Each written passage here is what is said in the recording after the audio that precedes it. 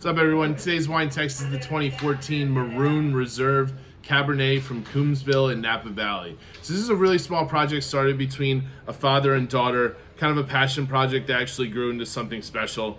They have a really specific vineyard within Coombsville. So this is what makes this wine a little bit more special than some other Napa Cabernets, is that Coombsville is a very well-known AVA, an American viticultural area within Napa Valley. It's actually the 16th ever created and approved by the government officials.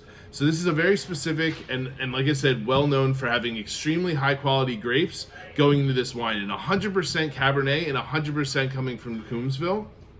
It's what makes this a little bit different and a little bit more specialized than any of the other cabs in this price point.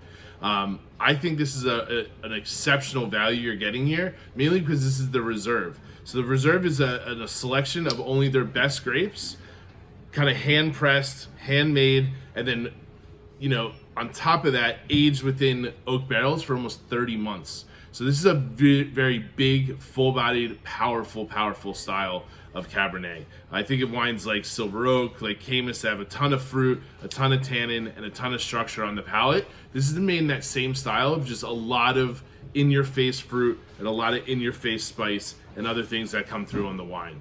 If you're gonna drink it now, I think you really gotta open it a good half hour, 45 minutes before consuming, letting that air kind of roll through, let everything kind of mellow out, the tannin structure kind of finesse, and really make it a really easy, approachable wine. But this is also a wine being that it is so tannic and so massive that you can definitely lay down, going on maybe the next 10, 15, pushing it at around 20.